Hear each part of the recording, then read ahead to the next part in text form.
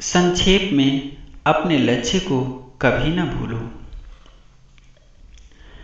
आराम, संतोष, मौज शौक या सुख के लिए सारी व्यक्तिगत खोजें छोड़ दो। तुम केवल प्रगति की एक ज्वलंत अग्नि बने रहो। तुम्हारे पास जो कुछ आए उसे प्रगति में सहायक के रूप में लो और तुरंत अपेक्षित प्रगति कर लो। तुम जो कुछ करो उसमें मजा लेने की कोशिश करो, लेकिन कोई भी चीज़ मजे के लिए कभी न करो। कभी उत्तेजित, व्याकुल या बेचैन न हो। किसी भी चीज़ और हर चीज़ के आगे पूरी तरह अचंचल रहो और फिर भी हमेशा इस बात के प्रति जागृत रहो कि तुम्हें अभी कौन सी प्रगति करनी है और समय नष्ट किए बिना उसे कर डालो।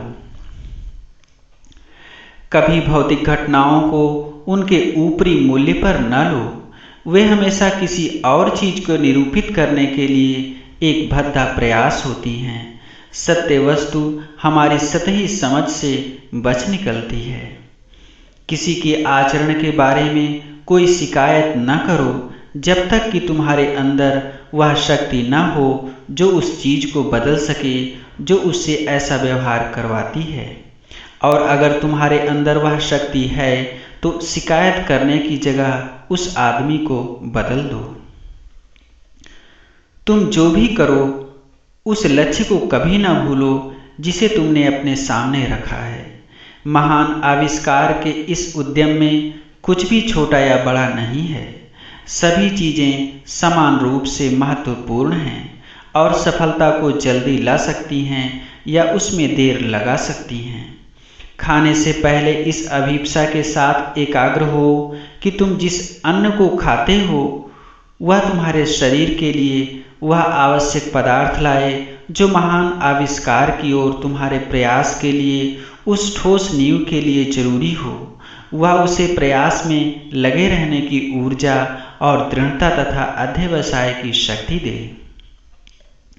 सोने से पहले कुछ क्षण इस अभिप्सा के साथ एकाग्र रहो कि नींद तुम्हारी थकी मांदी स्नायुओं को तरोताजा कर दे, तुम्हारे दिमाग में अचंचलता और स्थिरता लाए, ताकि जागने पर तुम नई शक्ति के साथ जागो और फिर से महान आविष्कार की यात्रा पर आगे बढ़ सको।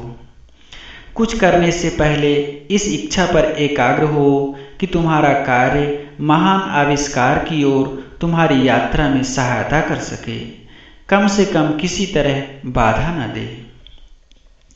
जब तुम बोलो तो शब्द तुम्हारे मुख से बाहर निकलें उससे पहले जरा देर के लिए एकाग्र हो और अपने शब्दों को जांचो और केवल उन्हें ही निकलने दो जो एकदम से आवश्यक हों और किसी भी तरह से तुम्हारे महान आविष्कार के पथ पर तुम्हारी प्रगति में बाधक न हो।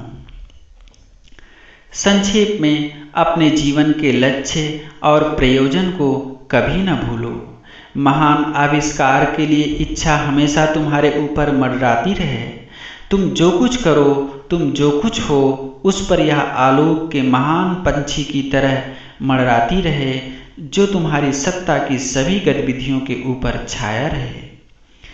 तुम्हारे प्रयास के अथक उद्यम के सामने सहसा एक आंतरिक द्वार खुल जाएगा और तुम एक ऐसी ज्वलंत ज्योति में प्रवेश करोगे जो तुम्हें अमरता का आश्वासन प्रदान करेगी तथा यह स्पष्ट अनुभव कराएगी कि तुम सदा जीवित रहे हो और सदा जीवित रहोगे, कि नाश केवल बाह्य रूपों का होता है और तुम्हें यह भी पता लगेगा कि तुम वास्तव में जो हो उसके संबंध में ये रूप उन कपड़ों के समान हैं जिन्हें पुराने पड़ने पर फेंक दिया जाता है।